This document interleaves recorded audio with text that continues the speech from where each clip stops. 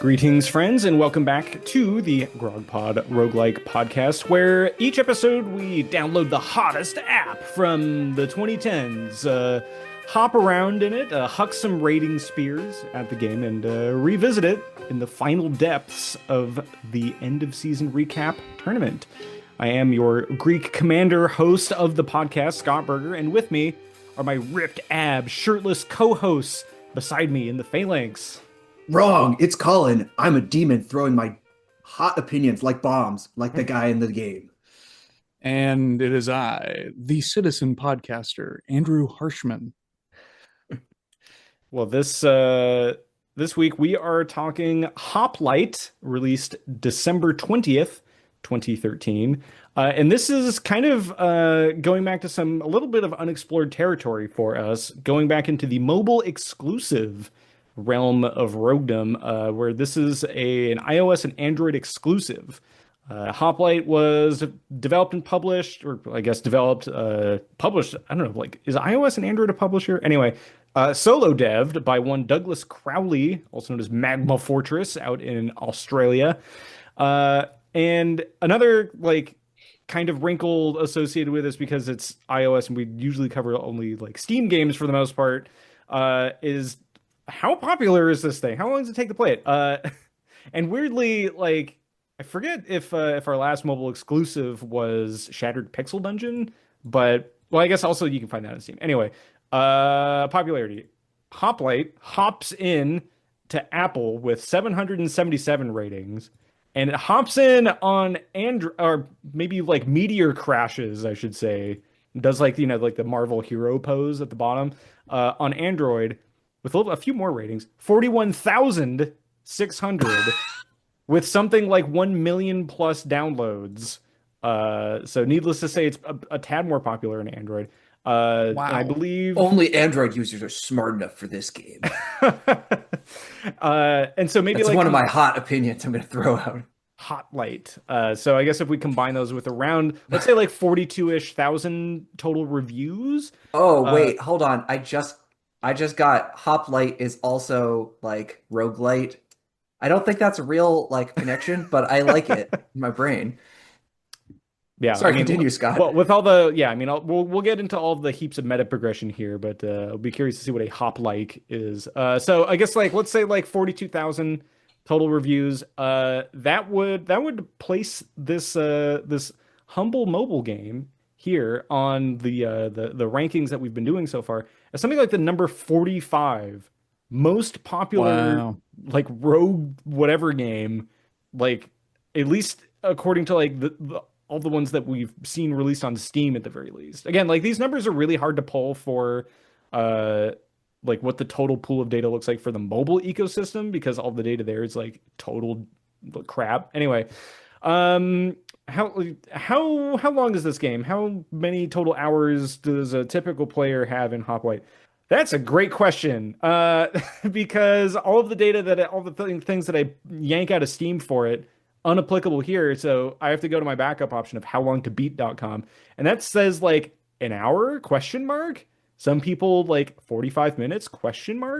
I could see how some sickos out there would have, and we'll get to it, like possibly thousands of hours of playtime in this, but especially for a game that's been out for 13 years.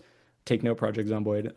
But yeah, I think like a little under an hour, maybe. You can also maybe see almost everything this game has to offer in under 30 minutes. But Colin, what is the Greek underworld prayer that describes what one does in the mobile game Hoplite in one sentence? Oh gods, please let me play a game where I am a little guy hopping around on a hex grid doing rogue chess puzzles against demons. because that is a canonically accurate Greek enemy. I remember all those scenes from Frank Miller's 300 movie that basically Yeah. did the exact same thing.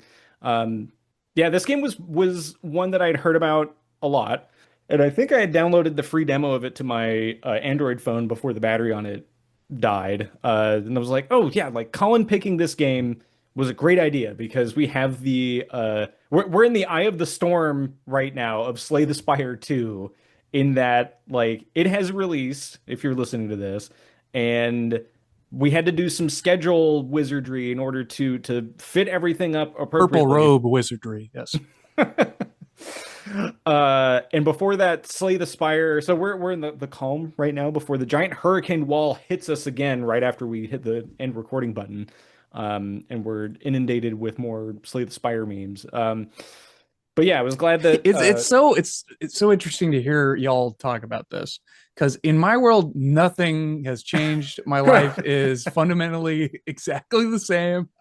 I'm sure it's a good game. I'm sure I'm gonna enjoy it, but like I wasn't even sure if it was an early access or 1.0. Like I'm so I'm so happy for you, for everyone else on this podcast. Happy for you freaks. Um anyway, I was just I guess the one major update in my life is that it's so good to see the Ironclad get a proper glow up.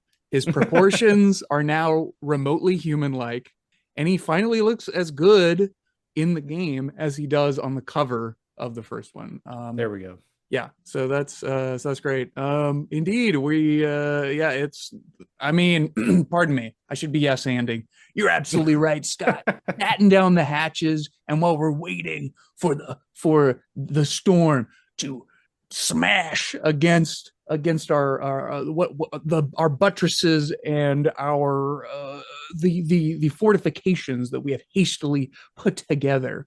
What are we going to do in the time as we wait for that storm to hit? Why, we're going to play a handy dandy mobile game.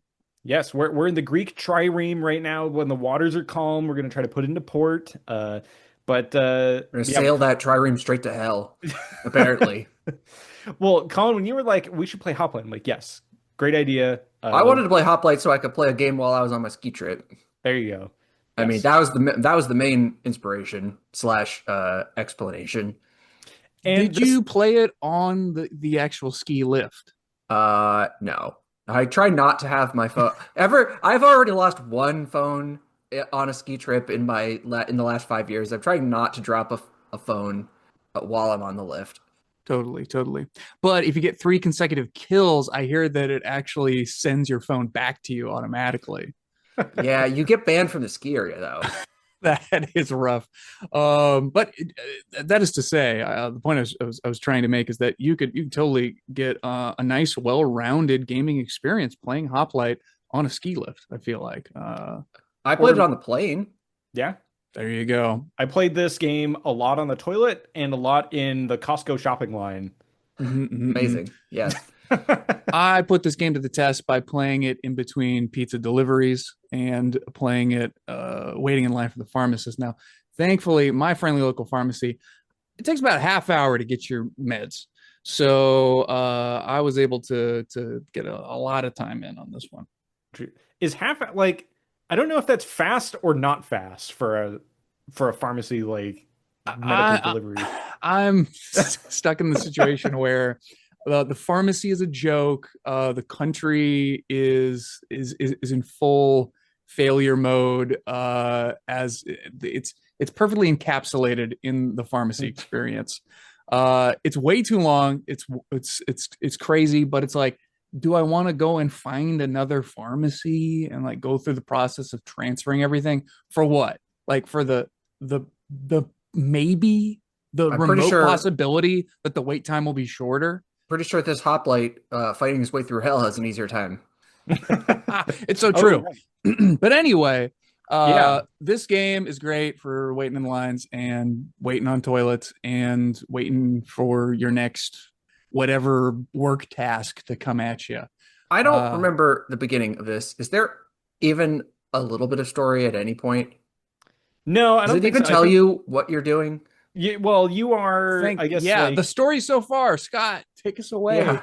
Well, in this part one of Hoplite, where we just cover the soundtrack and story of the game, we'll be talking about how King Leonidas gets word from his mutated messenger that the Persians are coming.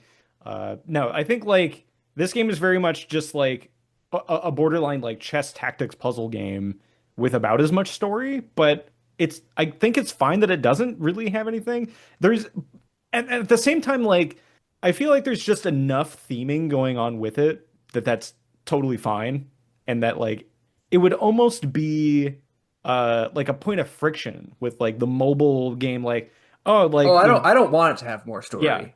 but Maybe yeah, Colin maybe is a hair, genuinely maybe a hair. curious. Like the no, first yeah, time you load Like this I can't up, remember now if there was. Yeah, I not don't that I believe recall. so. Yeah, It just throws you into a tutorial, which explains that hey, on each screen you are on a little hex map of I didn't actually count it. What is it like?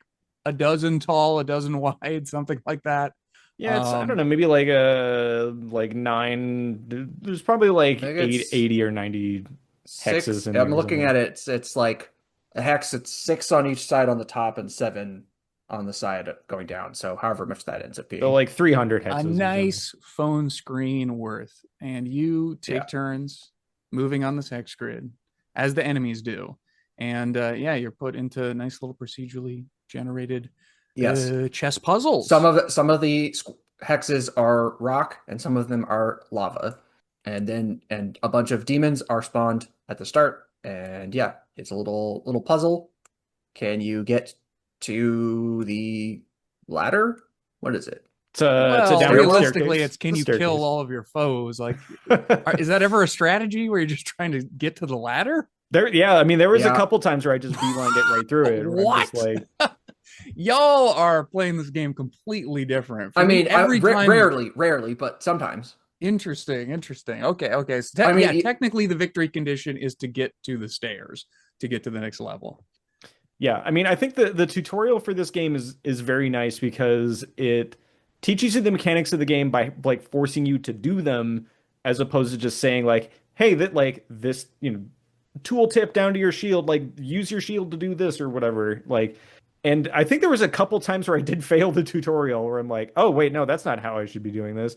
Um, one What is of this, which, barony? Okay.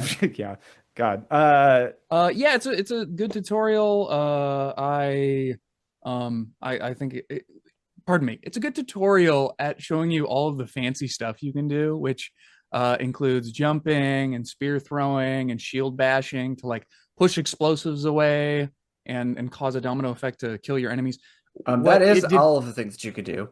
what it did not do good for my experience was teach me the absolute like basics of fighting.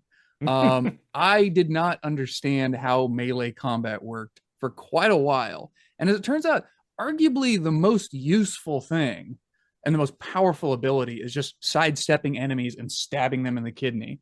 Right, the basic melee move. I assume that's on like the first screen of the tutorial, but I guess on the there end, by the end of it, like when I first was playing this game, I was doing like all jumping and all charging attacks. But the sidestep attack, like a kind of like a pawn in chess, is super useful.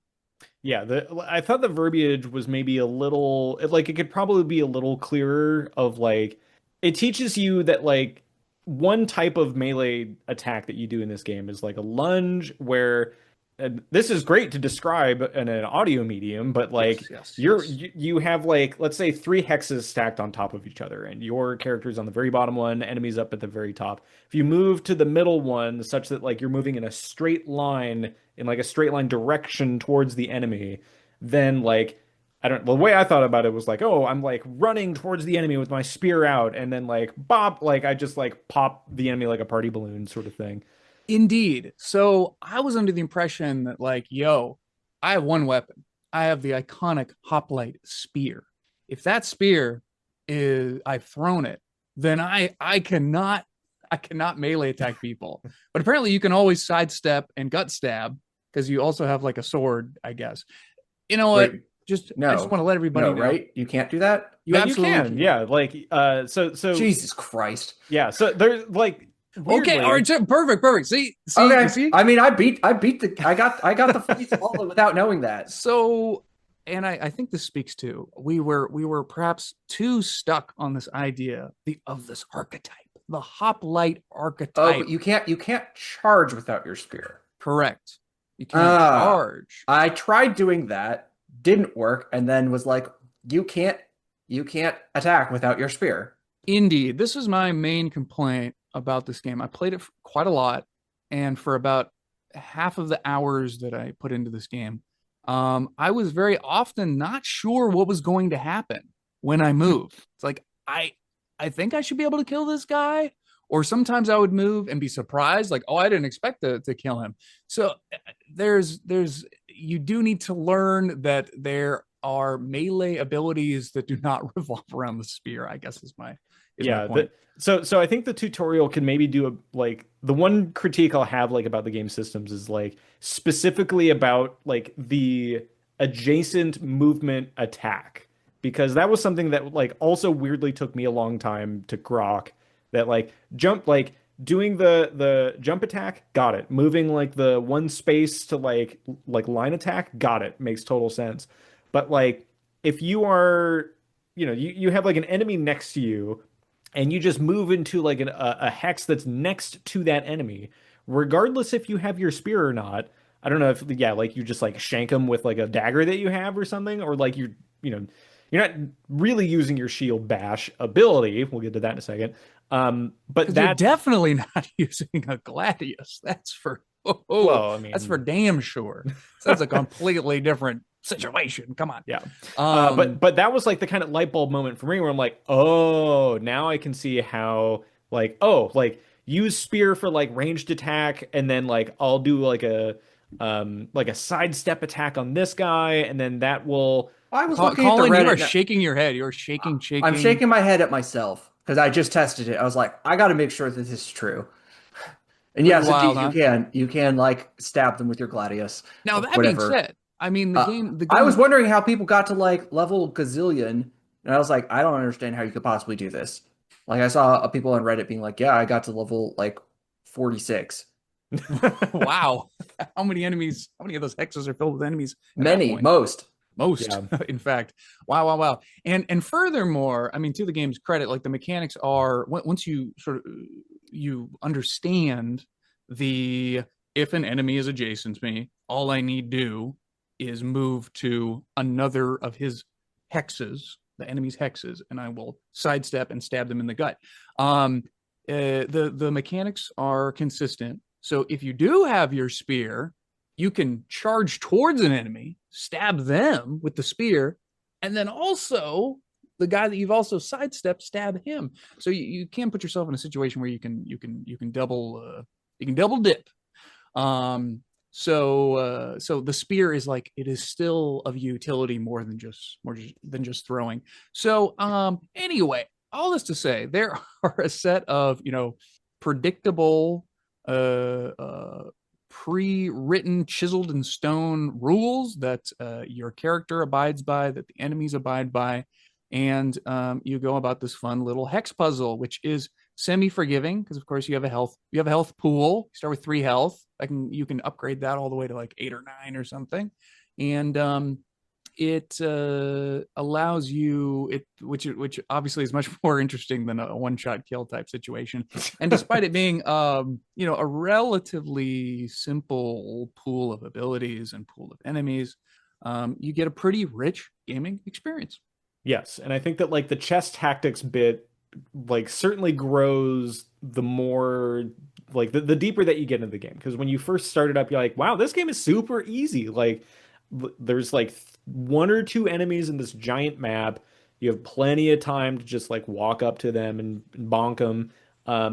But more enemies keep filling in the deeper you go. So I guess like we haven't really talked about your goal in this game. Your as the intro cinematic that you watched for 20 minutes clearly explained is that your goal in Hoplite is to like solve through 16 floors of these puzzles. And then on floor 16 you can pick up the golden fleece And then That the is the MacGuffin you're after, which I assume is from Greek myth somewhere. yeah, the well-known Fleece of Yendor, as we all No, remember from the Odyssey. it's excuse you, it's the golden wooled wing or the fleece of the golden wooled winged ram Chrysomalus Yeah, that's what I was gonna say next. that rescued Phrixus and brought him to Colchis, where Phrixus sacrificed it to Zeus. Colchis? Wow. Of The course. Colchis? And then Jason stole it with the Oh, Argonauts. Jason and the Argonauts. Ever heard of them? These are Yeah. all spoilers for our upcoming Hades 2 episode, by the way. Okay. So yes, you are trying. I like how all of those names are just like absolutely crazy, and then you're like, oh, but also Jason. Yeah. Like the most boring white bread name. You're like, huh, funny Yeah. how things work. And Fred was there, and Tyler Yeah. the Magnificent. So anyway, Christo Malos and Fred. So Well- you're trying to get this fleece, and to get there, you got to go down floors. What is this? Wow, we got grid-based movement. We got floors. We got a dungeon. This is so roguey, despite being such a simple mobile game. And we've got not one, not two, not three, but maybe four different enemy types. Aren't there? I think There's the warrior. There's the archer. There's the wizard. There's the forget bomb the- thrower. the bombman. There you what go. more do you- Four. what more do you need? That and there you have it, and it's an elegant little selection of enemies. You combine that with an elegant little selection of abilities, and you got yourself a pretty dynamic gaming experience, and what can be pretty pretty riveting sometimes. I think so. Yeah, I mean, I think I that thought it was fun and engaging and fairly exciting at times. so this I think kind of brings up an interesting discussion point that we'll come back to in a couple episodes.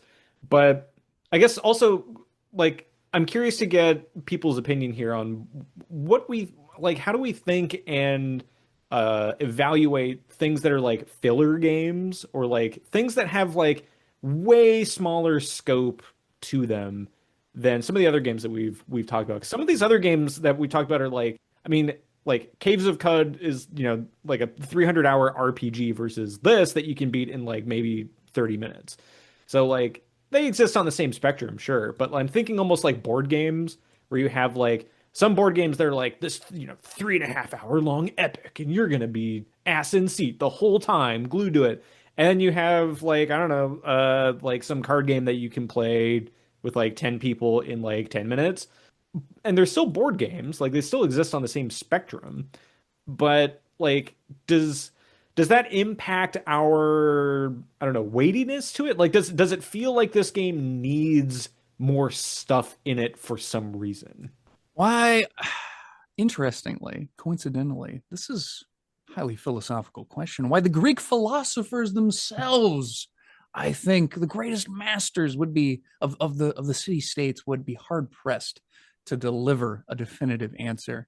It's difficult to say. It's difficult to say. But here's what I can say for sure. As time goes on, especially with tabletop games, I have come to the realization that short games are extremely underrated, specifically their shortness. Far too many Dungeons No, I and definitely Dragons agree with you. battles have overstayed their welcome. Far too many TTRPG campaigns have been haunted by the lurking specter of, oh no, I hope we don't have to roll initiative, because then we're going to be stuck here for 2 hours before we get to find out what actually is happening in the greater story that we're actually invested in. My Or forays like into trying to get a board game to a table, and you're like, well, I mean, I do need 6 uninterrupted hours of your time. Yeah, that's a hard sell in this modern age. And I started playing Warhammer 40,000 a number of years ago, somewhat recently, this decade, and you're still playing the those same games game. take forever. Yeah. Exactly. And I absolutely agree with you on the benefit of having games that are short and snappy and quick. I like it a lot. I mean, I feel like Vampire Survivors is a maximum of 30 minutes, right? And when we were playing Halls of Torment? Weren't we wishing that it was only 30 minutes? Hmm. Uh, or am I maybe I misremember. I don't Oh, remember I was exactly. complaining that the standard of 30 minutes might be too long. Yeah, or maybe yeah, Uh, exactly. 30 minutes, even that seems like maybe too long. I don't know that it's I think that the shortness of the game can be a benefit, but for me it's about the difficulty then becomes keeping it novel, even if you've replayed the same thing over and over again. So in Hmm. high school, I played a lot of Free Cell, which is a very simple game, played with a 52 card deck. I mean, I was playing the like computer version of it, but like it always felt like a little bit of a novel puzzle because you had to like, okay, there's an absolutely you each deck is like almost unseen. There's not that Hmm. many there's a gazillion different permutations for 52 card deck. So it's new, but it's like you're trying to puzzle your way through it. I didn't quite get the same feeling from this game. It like each one was probably unique, but it felt like it played very similarly. Yeah, and I wonder if like the thing that was missing is not like I feel like the scope and the length for it are perfect for what it's going for, Yeah. but that it's the same four enemies every time. And if it was like you fought like four enemies out of like a pool of 16 that like randomly changed up every time, like ooh, that would be some interesting element of remix to it that would make that standard 16 floor mission that you have maybe a little more like remixed or emergent, maybe? Is that the word that I'm looking for? you're saying it would be a little more, a little better. So if we just quadrupled the pool, we might get it might be a little better. I don't know. It seems like kind of a Well, big okay, ass. so I so get here's where you're coming from. yeah, That I it mean is only four enemies, which a I was Add kind of add surprised to realize. so an interesting I want one boss, maybe two hmm, bosses. Oh, great point. Yes, yes. now there But there's but a but yeah, I hear where you're coming from. A little, yeah.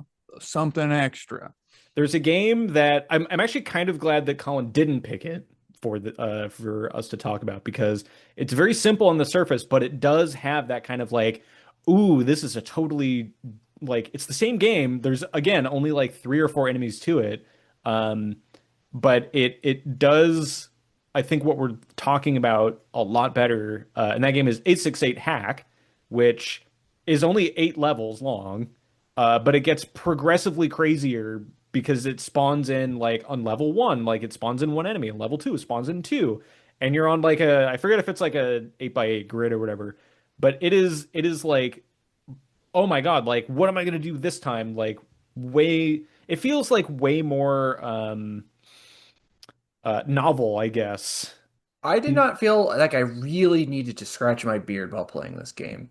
Yeah, and I mean, I Like think that's sometimes, some fine. for certain moves, but I was like trying to plan out all my stuff ahead.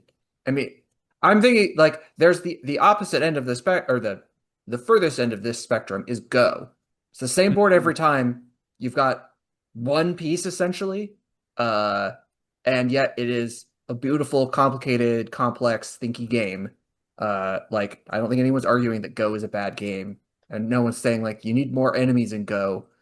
So like I'm frantically putting in a Go on our schedule to cover later this year because I think we've there's a we've game like World of Go, I think is an it's actual I Steam think you're game. probably thinking of Conquest of Go. Yeah, that's the one. I've played it. Yeah, What that is a great name. it's You like get what like you do get more things in it though. yeah. It's like you like earn like resources to like build your town or something. It's like Wild what if Go had some like meta well progression. yeah, like weird like overworld meta progression thing Okay. to it, which was funny. But Um so like it's obvious that there can be a game that is extremely simple, extremely like mhm. stripped down and yet still good. So why didn't this do it for me? I think it's just like I don't know. I think what this game is going for in like 16 levels plus infinite if you want it. Um a small collection of enemies that are very easily easily identifiable in what they do and like how they interact with each other. Um and like the upgrades that you get. I feel like and I don't mean this like this will sound like derogatory in a way, but I don't mean it as such. Like I feel like this is like the minimum viable roguelite or roguelike experience of like these are like the minimum things that you need in order for this to be like a good like short game as it were. And we have established that roguelikes are good. It's a good genre. And so if you have the minimum viable product, I mean, it's great. That's what more do you need? Maybe I don't know, like I feel like the from the enemies. So we have like your standard melee guy, you got your bomber, your archer, your goblin archer. The extra ranged like mage dude Right. feels, I don't know, a little like maybe a little too samey, where if like 50% of the enemies that you're fighting against kind of do the same thing, like Right. The mage is does not have a minimum range, and I believe it's basically the mage, the fourth enemy. The mage is basically just the archer with less restrictions because the yeah. archer has, I think, a shorter range. Also, they cannot attack you if you are adjacent to them. Also, they can't shoot past enemies, I believe, like their own friendly Hmm. people, but the Like wizards the can. Yeah, it's sure. The fourth and final, I mean, yeah, you have only four enemies. So they better damn well be unique and interesting. Um yeah, half of the enemy pool are basically the same unit. You're yeah. right.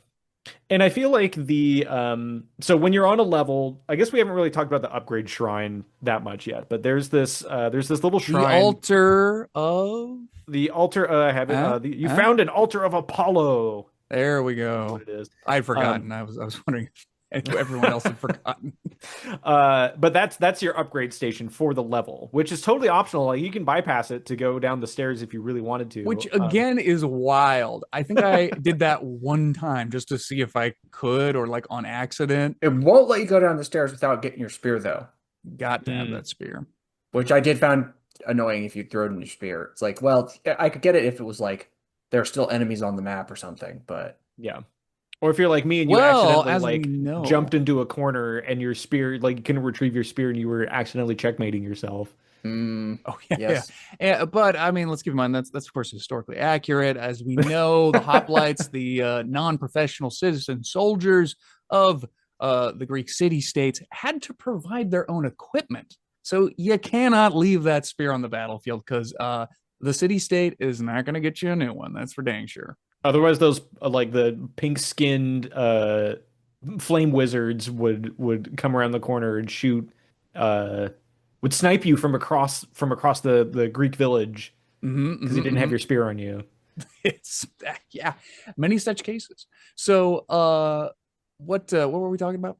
We were talking about how Aeschylus wrote a whole bunch about these purple-skinned mages. No, we were talking about the upgrades. So the Temple of Apollo will have two upgrades that are the same every time. You can either like heal completely or you can increase your maximum health. And at the very beginning of the game, like you can do the very simple things like increase your max throw distance, maximum energy, or like stuff related to your shield. So you're kind of building up a build, I guess, as it were, of upgrades. And as you progress further in the dungeon, like the better upgrades, I think this was actually kind of clever, like require you to sacrifice your maximum health to get Yeah, them. I did like that. Not Because even your maximum health. It also takes away one of your current health level. It's like yeah, you have to sacrifice a Yeah. full heart. well, Yeah. if so, for example, if you have like two full hearts and one empty heart, and you want the winged sandals, which increase your leap distance, and it says, "Oh, sacrifice a heart," and I was thinking like, "Oh, that's fine. Like I have two full Right. hearts and one empty heart." And I thought it was so clever of like, oh, well, just take that because that'll sacrifice the empty heart container. Wrong. It takes it off of the left-hand side. Not so So fast. yeah, you're just Yeah. like, oh no, like now I'm down to like 50% health. Big deal. Um, and then there's others like staggering leap, stuns adjacent enemies on landing, but that you have to sacrifice two full hearts in Talk order to about Yeah. an overpriced upgrade. I It's maybe I pretty just don't good. understand how to use it It's correctly. pretty good. There, Especially if you know that you could throw your spear and then keep fighting. yeah, Now that I know there. that, That's true. That's true. So there's one thing kind of buried in all the stuff with this game. Like there's kind of a lot going on here already. Like I was fully expecting us to just only talk for like 5 minutes and be like, all right, well, that's the end of the episode. But so we have our 16 floor quest for the fleece. We have challenge modes the fleece, of course, remembering, you have to remember of of Cry, your Of Cry, Chrysomalos, which yeah. a ram sired by Poseidon in his primitive ram form upon Theophany, a nymph and granddaughter of Helios, the sun god. Whoa, whoa. It's those were pretty all in racy. the God, This is man, a Greeks were fucking wild. yeah. Like S, our god, he came down and he turned into a ram and he sired upon, which is definitely a euphemism.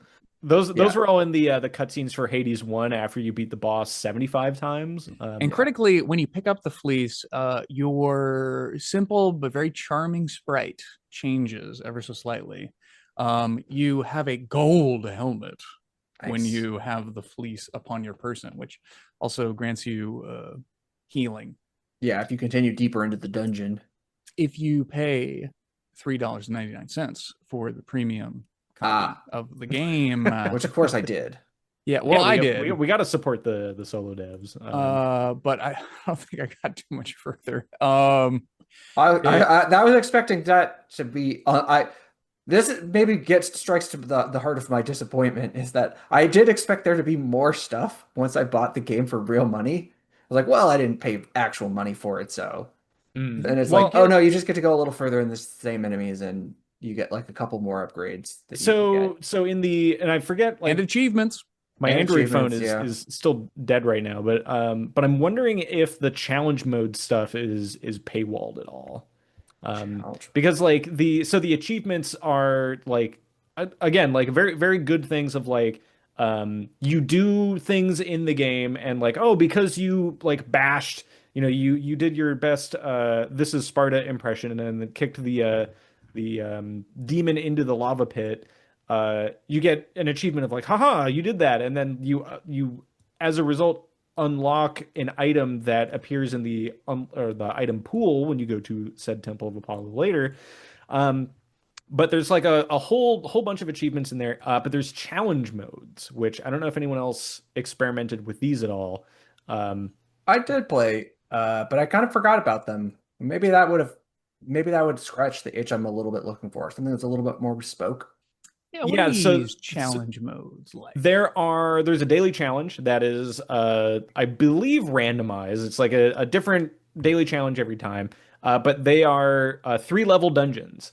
And you would think, huh, well, 3 levels, that's no problem. And the game gives you like 13 like starting perks or items associated with it. So you start with the golden fleece. You regenerate your health on or you regenerate some health every floor.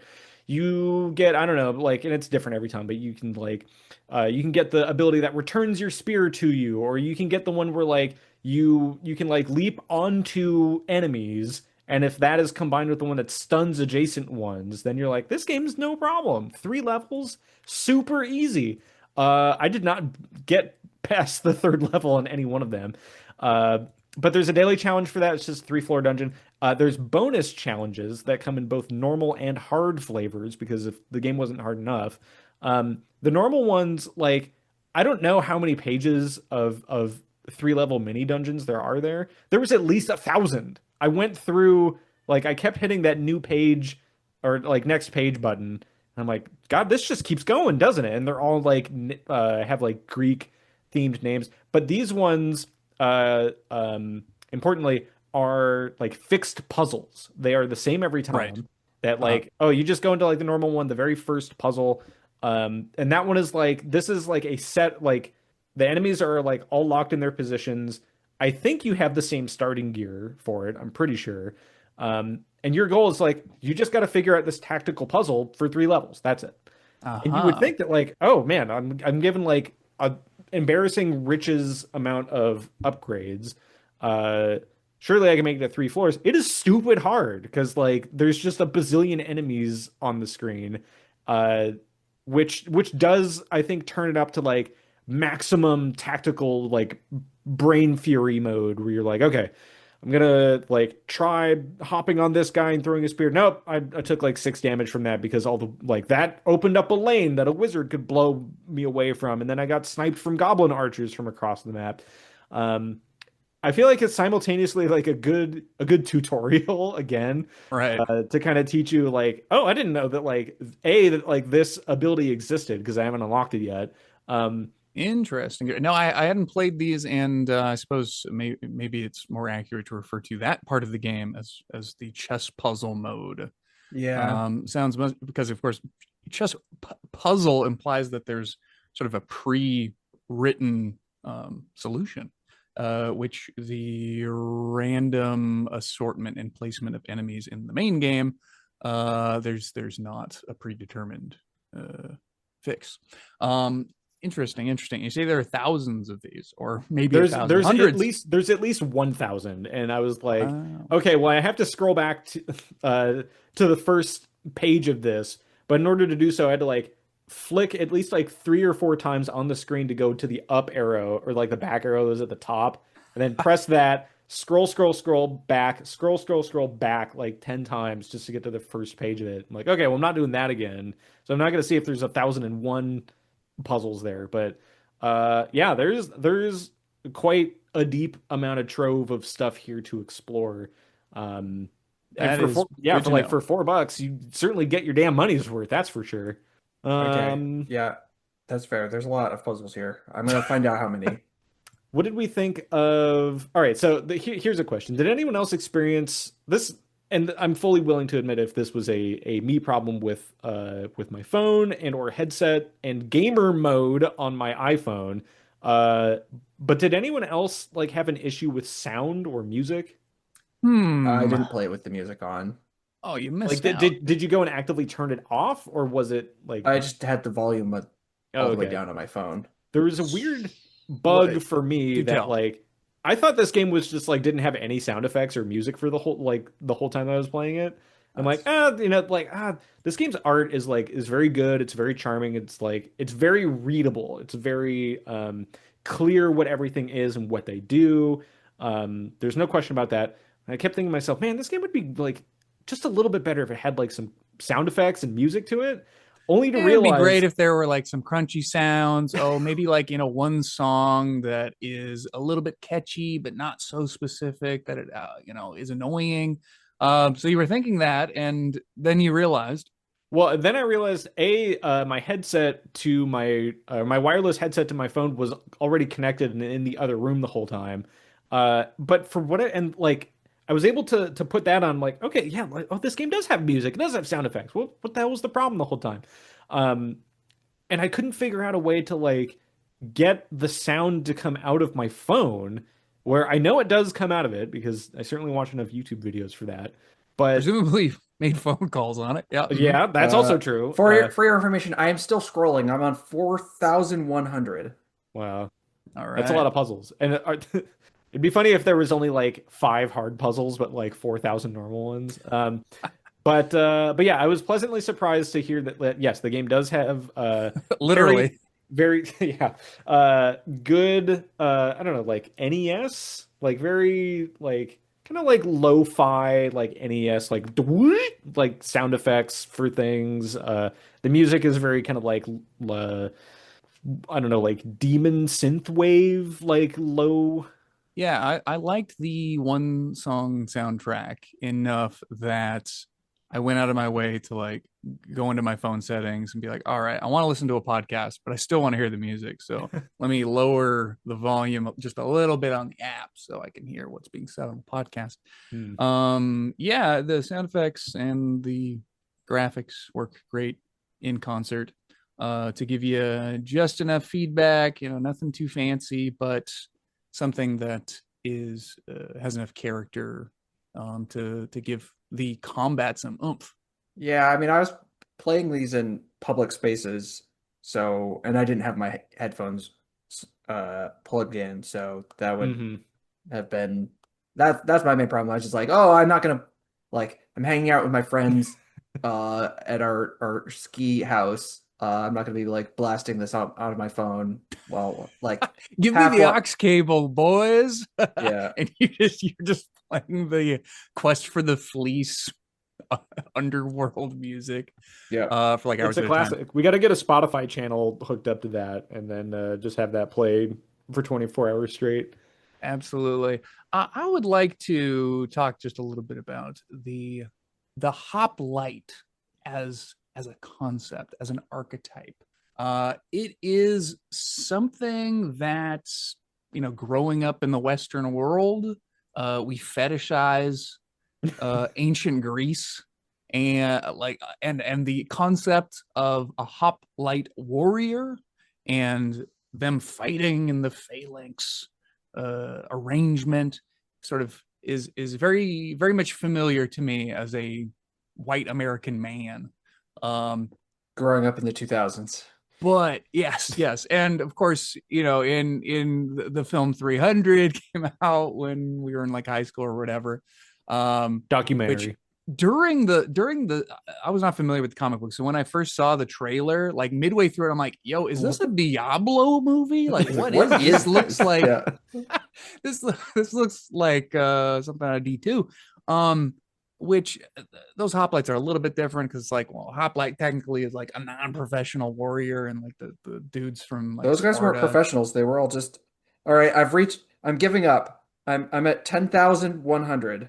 I'm gonna stop scrolling because my finger's getting tired. All right, so if anybody thought there There's at wasn't enough in least this game, 10,000 normal puzzles. 10,000. Andrew, you might also be remembering Pantheon from League of Legends, who is also a hoplite character, Oh, interesting. and Okay. I'm glad you have a who specific example from a video game because that's what I'm getting to.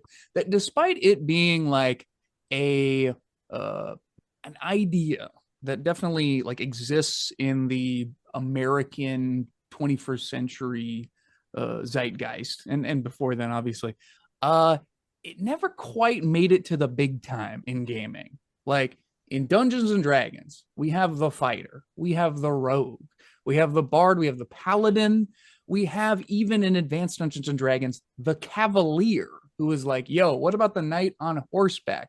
But there's no hoplite. I can't think of a video game where that is one of the classes, but it kind of seems like it. Why isn't it? I'd like to throw that to the Hoplites pod. are not a person. Hoplite is a unit. That's the real thing. Oh, Like, interesting. That the phalanx is more yeah, it's the famous than the phalanx. individual people. An individual hoplite is not is like it's like one finger without the hand. Like I mean and I feel like this in a very real sense. Like the whole thing was like bravery is being like standing next to your dudes and like shield wall shit. and then Uh that's why you would have Gerard Butler right next to who was it? Legolas? Who else was in that movie? And they're all like forming their shield wall that's impenetrable, and then yeah. they inevitably the bloodlust like gets too out of control, and they have to go like YOLO, go solo because YOLO into the battlefield doing all their cool like slow down attacks and stuff. Snap And zooms, all that. Yep. snap zones, and much like League of Legends, the second they are separated from the rest of their unit, they are stunned from a small child dropping a flaming teddy bear on them and are killed summarily. Yeah, I mean, You like, break the formation, and that's it. That's game over. well, you say that like the character of a hoplite not being like it's not a starting class in Elden Ring popular kind of thing. But when Colin was like, "Oh, we should play this game for the podcast," I'm like, "Oh yeah, let me start doing some research and putting it into my Google Doc." Like the internet and YouTube, like the second you search hoplite game Oh in no. YouTube, it is just like there's some Minecraft mod that is just like completely dominated the SEO for this. That I have no Oh, idea what. really? Okay. Yeah, Yeah, like I saw that when I'm not entirely sure what it is because the wiki for it is like one of those standard wikis that's like not really super fleshed out. But like as far as I can tell, it's like some like hardcore Minecraft mod that presumably you are some kind of hoplite-esque character in. But I would almost go so far as to say that like the existence of and again, this is my League of Legends knowledge from 2009-ish, let's say, which I'm sure has not gone out of date whatsoever. Oh God, almost 20 years. Yikes. That the existence of that kind of character archetype for how big that game is, does that qualify? It might. I'm looking at the Hoplite website. It looks like I'm it's looking at the League of Legends website. so maybe it's close. And arguably it's more specific than like a pirate or a ninja or a samurai. But I mean, you got that iconic helmet. You got the fact that you got the abbed armor and classic, and we all know that the hoplite, they got a spear, they got a shield. So much Well, so that it you confused know me what when it it came to the is. melee mechanics. You know what it is that I just remembered. Uh, the reason why the titular hoplite is not as popular is because Russell Crowe's Gladiator, I'm Is pretty not sure. called hoplite. Well, yeah, there you go. And like the fact that he's like the solo dude, the solo badass who can just like he's number one got a cooler helmet. Number two, like he's got like the cool like winged horse body armor. And yeah, like the hoplites, they you need at least like five of them to be useful versus like I don't know. All right, listeners, grogpodzone@gmail.com, the email. You have to write in who would win in a fight between one prime Russell Crowe Gladiator from Gladiator 1. We're not counting Gladiator 2. It's not a real Gladiator movie. Or what do we think? Gerard Butler? Well, solo Gerard Butler, we know that Yes. we know what the outcome with that would be. Just But five regular guys with spears and shields. yeah, there's five regular guys, and Russell Crowe then would destroy us. yeah. I wouldn't be able to lift that prop shield from the movie. Are you kidding me? So it's like Russell Crowe Gladiator versus like a 3x3 of like non-professional hoplite soldiers who like their day job is they work at, I don't know, like the toga dyeing factory or something. And they had to Or the provide their own weapons. hang on. One of them lost their spear because they didn't pick it up when they went down the stairwell to the next level of the I dungeon. fear we may have gotten off on a very large tangent. They work But at What are we the talking about? no the soldiers work at the VII space XI down the road. Uh yeah, although the the the actual Greek numbering for 7-Eleven is probably different. boom. There we go. I was like trying. Yes, VI. excellent, outstanding, good. All right, well, I have my own. LXMCVVX Indeed, despite it being like such a distinct and significant archetype, I was just curious why it's not more commonly found in video games and gaming in general. And we have some excellent All right. suggestions for why that is. I personally Next think next that's D&D one shot we'll do just five yep. dudes, five fighters with shields and spears. Absolutely. 100%. My own theory is that I think it has partially to do with the name in English. It sounds a little silly. In my opinion, it's just I Yeah, thought and it's if just like it a lightly armored guy that hops Well, around. and also just Rome overshadows. It's so Like true. if I want just a generic ancient warrior man, Rome has just like usurped that entirely. Indeed. And yet there is no starting class of Legionnaire in most games. But anyway, thank you for having that discussion with me. Um, indeed. So, Colin, I'm curious, how did you find out about this game yourself? Because you're the one that picked it, and was it I specifically went. because of your ski trip? That was the reason that I had picked it, but it's not. I had the game before this podcast even. Um, I found it some years ago when I was just trying to find like good mobile games. And this is one of the ones that came up of like, here is a mobile game that's not Candy Crush.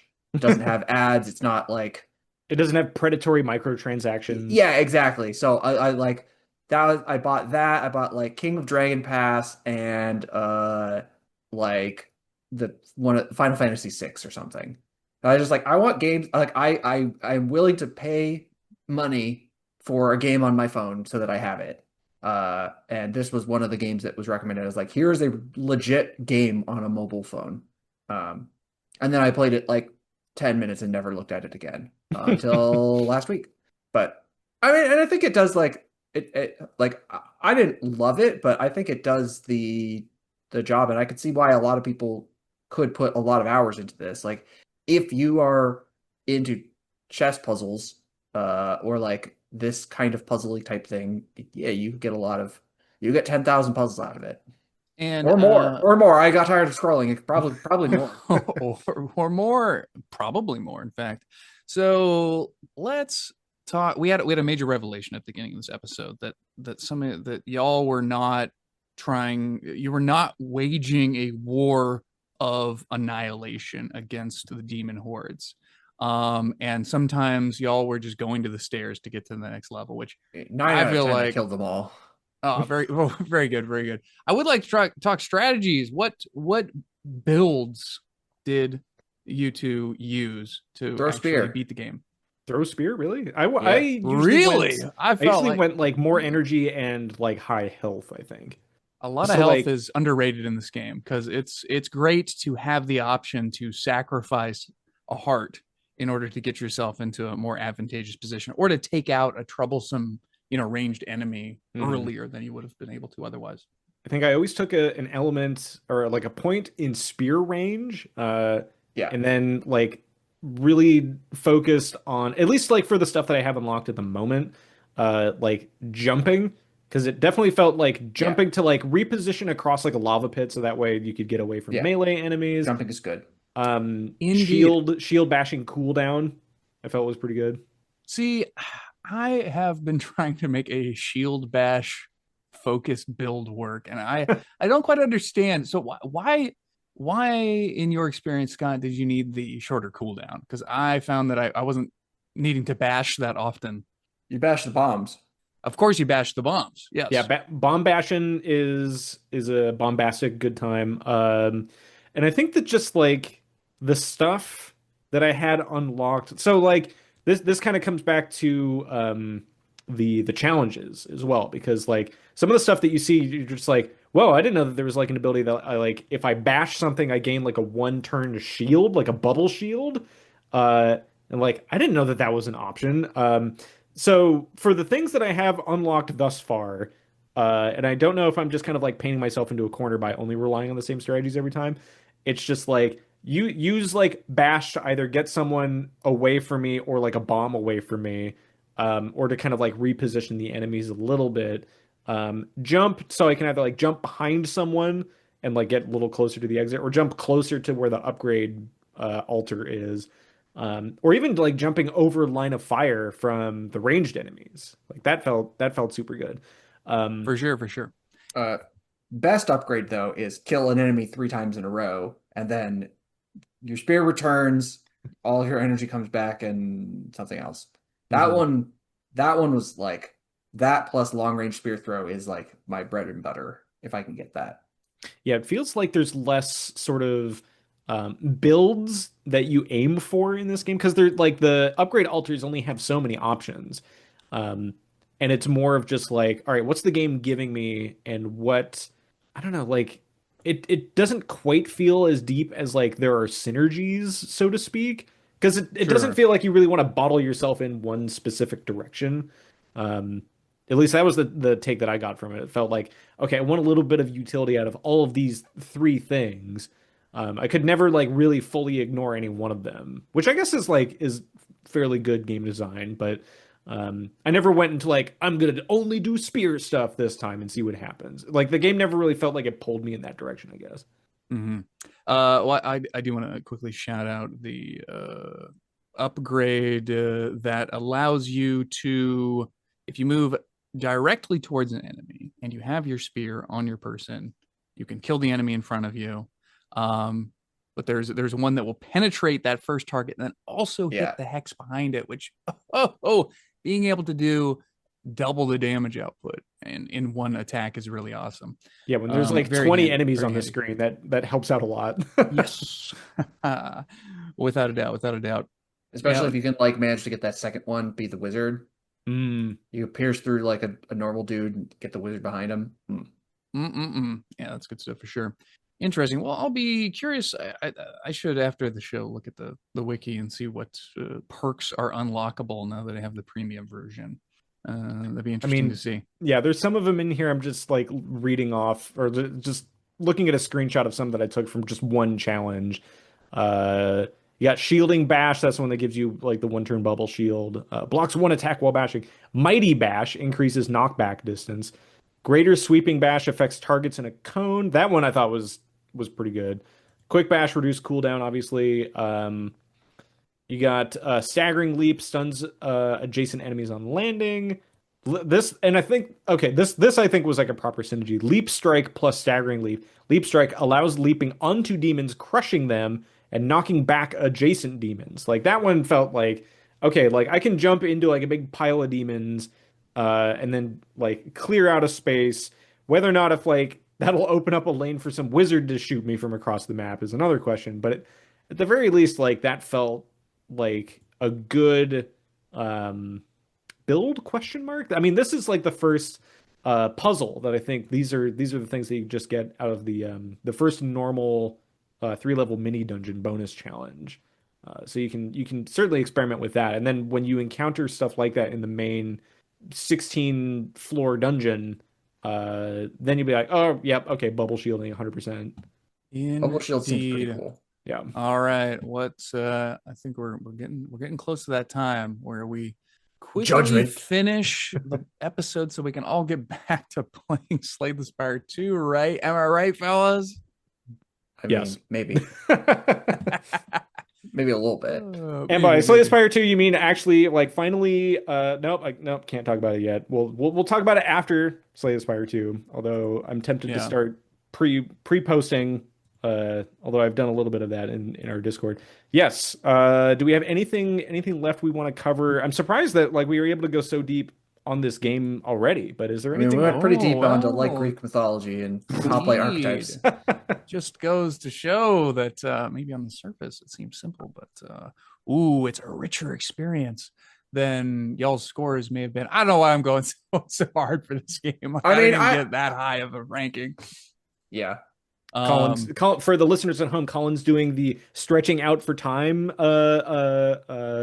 reaction to the camera. Give me more. Give me more. We got to hit that 90-minute mark. Well, it's interesting you bring it up because, going back to your sound issue, a long time ago when I first played Duke Nukem 3D Atomic Edition, one of my favorite games, I didn't understand how sound cards work. So I played the game for about a year with no audio. No, we're done with stretching. We can, I suppose, get to the rankings here in short order. Well then, as soon as I will kick us off as yes, please do. Scott is wrestling with a specter or something. No, I was looking for my Greek mythology textbook on my bookshelf. And I couldn't find it. Okay. Grat. Yes, please go right ahead. Right. I give the game a 6.4, which is not like the best score. I enjoyed it for what it was, for my like plain hang around house game. Unfortunately, I am ranking this against all games, and I'm not giving it any preferential treatment because it's a mobile game. So if you had to rank it versus only other mobile games, it probably ranks pretty high just because there's fewer to compete with. But like I enjoyed like the first couple times I tried to do the full 16 level delve, and then basically after the second time I did that, I was like kind of like the thought of doing it again. I was like, well, yeah, there's different. I'm sure I could get there a different way, but the getting there didn't feel that different to me. I wanted there to be maybe just a little bit more variation in how you're going through. Like, I know adding more starts making like the game fundamentally different, but like I wanted a boss. I wanted one or two more enemy types, and then maybe like a little bit of a mix. Like by the time you're at level 16, it's like you are going to have the same 4 enemies every single time. Yeah, the map might be a little different, and yeah, the exact composition and location of the enemies might be a little different, but like I could not fundamentally like if you gave me this a map and then the next level gave me the same map, I don't know if I would be able to just be like, wait a second, I've seen this map before. Like they look like a little samey, which was a turnoff for me. So, um, still a good game experience, especially since it's free for the unless you want if you don't want to like do more. So I would say that there are probably people out there who would like it a lot, and it is free to try it. So I encourage people to try it, especially if you are like beard scratchy. And if you don't like it, then you have not lost anything. And it's pretty fast, so you'll find out quickly. I guess I'll go next because I think Andrew rated this game zero point zero 0.01 higher than I did. Yeah, I think this game is neat. Like for its scope and what it's going for, I think it works very well on the small stage. I don't know that this game necessarily needs more stuff. It wouldn't hurt if there was like different stuff in it. Maybe just like one or two extra like little spices, but like what Colin was saying in terms of like free to try, very low risk of like, oh man, and like do I have to really invest like 4 hours into this? Nope, you can just hop in, just stab some dudes, and it's a perfectly good roguey experience on the toilet or in line at the grocery store. Not combining the two, but yeah, I think like even if you did splurge for the $4 edition on the iPhone, there's still plenty of stuff to do in this game. Like you can more than get your money's back in terms of time investment and cool stuff. And I think even just like the standard, like even if you just go through the 14th floor dungeon crawl just like once or twice, it's still like an engaging and fun experience where I was sweating. I'm like, oh man, am I gonna actually be able to beat this game before we record?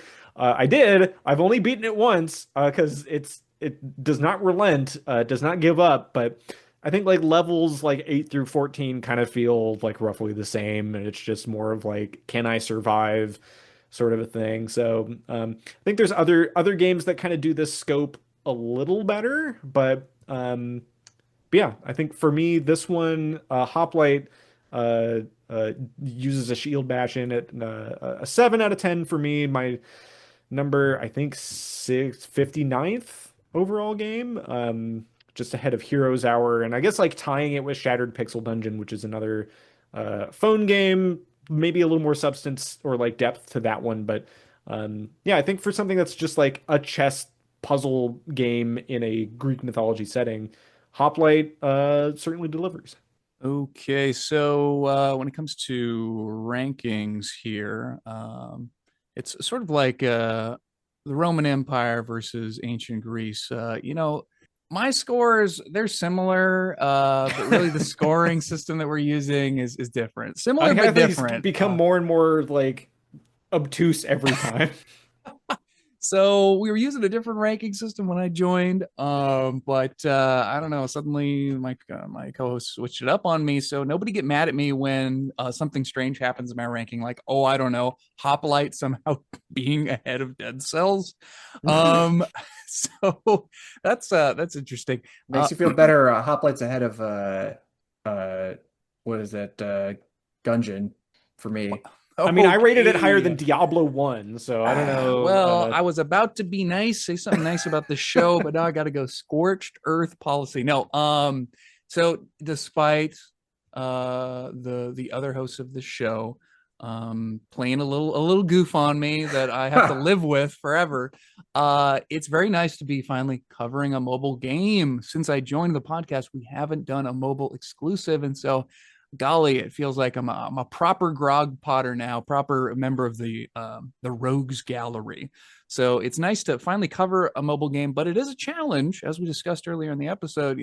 How do you rank that next to games that are so much different in scope? And I guess ultimately for me, I just thought like, well, hey, this is a solid, let's just go by just the basic number. This is a solid 7.0 for if you kind of weigh everything out. And I do want to mention Hoplite. I'm big on games that deliver on the title, and this one in a little bit more literal way, because in Hoplite you are doing a lot of hopping, literal hopping, and it's a nice, light, on the go gaming experience. It's not some big, greasy, heavy game that you got to put a lot of time and effort into. You don't got to watch any YouTube tutorials or get on the forums to talk to people about how to get through XYZ part of whatever level. You don't need to create a simulator for your simulator. You don't need a simulator. You do not need a Balatro style AI engine that will tell you what the optimal rule is, optimal move is at any given time, like the one created by our absent co-host. So yeah, 7.01, because I didn't want to, it's a little bit above average in my book. Well, Hoplite overall will land on our number 53 out of 90 now games. So we close in on that last 10 to something special that I have brewing to unleash on my unwilling participants here sometime later this year. I don't know if like 53 is not too bad. I think especially for like small style mobile game. Similar games to this was another kind of interesting challenge because like this again might be something that we'll revisit in a couple episodes here, but small scale games with like a lot of character and depth to them. There's a couple that are recent releases that I think are mobile exclusives. One is called All Who Wander, that I think is a mobile exclusive to Android by one Michael Wheel, Weil. That looks kind of interesting. There's one called Overworld by Red Asteroid Games, and I think both of these are like small scope, but like a decent amount of depth to them. We have one that is kind of suffers from SEO a little bit. That is a game just called Ending, that you can find by the author ST33D on itch.io. Presumably, at one point, it was easier to search for before everything happened to the internet way back when. But those are some good ones to check out. One that I had in the back pocket of like, if people were like, oh, do we have enough to talk about for this? By the developer from Heat Signature, one of his first games that he made was called Morph Blade, it's pretty sweet. It's very short. You can see everything the game's got going on with it for 10 minutes, but it has just that kind of quintessential, just like what was the phrase that he used earlier? Like a filler game, not in a bad way, but like like a very low cognitive load. Just like I was playing it on the Steam Deck before going to bed last night. I'm like, oh, this is a great wind down game. But the ones that I had been referencing earlier that are maybe more substantial that we'll get to at some point, 868 Hack and Cinco Paus by one Michael Bro. Those are very interesting games that on the surface seem very simple, a little weird. But 868 Hack also has a sequel, 868 Back, coming out sometime soon. That's like the original game on like mega acid steroids, let's say. We got some other ones here. Battle Mage, I think, is a mobile exclusive. Ponbarian, Colin, I don't know if you played that one. Will played that a bit sometime, I think before we were doing the podcast, or that was one of his games where he was like, oh, we should do this one. And then we yelled at him to pick something else. But that game also feels very small, like literal chess puzzly, a little more RPG. We got the Ouroboros King, which is kind of similar to Ponbarian chess. There's one that's like, it's called, I don't know how you pronounce it, Askill, Askiill, and it has some of the best like ASCII pixel art charm to it that I've ever seen, of like neat, like Las Vegas Strip, like neon, like laughing skulls. That's like, I think the game is all ASCII, and it's kind of like an ASCII Minesweeper, but has a good similar vibe to like Hoplite, of like very small scope. It's not super complicated, but it's just got so much vibe to it. I Whoa, think this is wild looking. Yeah, that game is that game is something. But there's some other mobile ones that like these ones are increasingly deeper and maybe not necessarily mobile exclusive, but like I own a t-shirt for Hyper Rogue that's in the to-do pile at some point. There's a Game Boy, well, you can play it on a Game Boy, but it's a game called Powder that you can also play. It's like old school, like old roguey dungeon crawler, but like you can play it on a Game Boy, like via two buttons. How did that happen? Waz Hack is, oh God, how would I even describe it? Like a 2D dungeon crawling Jimmy Neutron looking game, which is deceptively interesting. And then one that some people have requested in the past, Desktop Dungeons, which, as the name might imply, is not mobile, but also has a very kind of like bespoke puzzliness to it here. And yeah, I think that will certainly give people a lot to check out in the future. Now I really want to go and play Askill on the Steam Deck and just have it light up the room with all the crazy colors.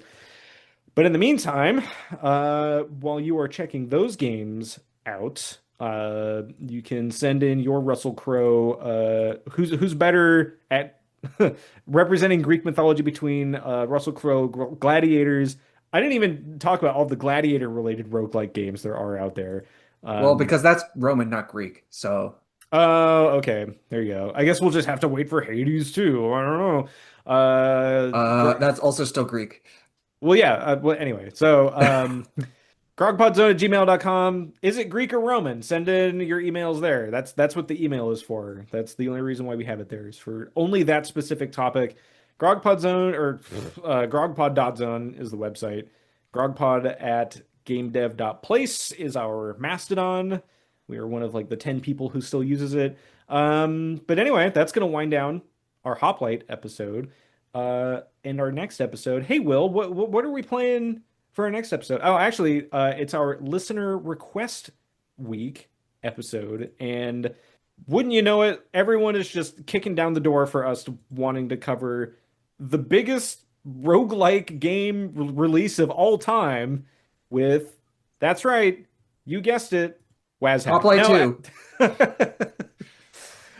No, it's our Slay the Spire 2 episode, obviously. Yeah, and The Spire is back, baby. it's This back. game It is pissed. has co-op. It has new characters. It has an ironclad that looks like a real human being that would be capable of ambulation. Yeah, it's gonna be it's gonna be one hell of an episode, I'm sure. Yep, it's gonna be fun. We're gonna start getting those the bleed and all the status effect stuff ready to go for that one. That episode, I guess, also crucially for the listeners, might be delayed a couple days because I am next up in the vacation train. Because somehow we all scheduled our vacation time off in Q1 of this year. So our normally scheduled episode release on March 25th will probably be pushed out 2 days to the 27th. So depending on when your podcatcher refreshes, should sync up to sometime around then. So keep an ear out for that. But that will wind out our Hoplite episode as we power down our cell phones. And power up our Steam Decks and our other devices to play Slay the Spire 2 for our next episode. But playing us out, the note that I had in the Google Doc here was like, well, there's no music or sound effects in the game, so enjoy this remix from 300, I guess. But instead, I'll put the actual game music in here instead. But yeah, that'll take us out to our Slay the Spire 2 episode.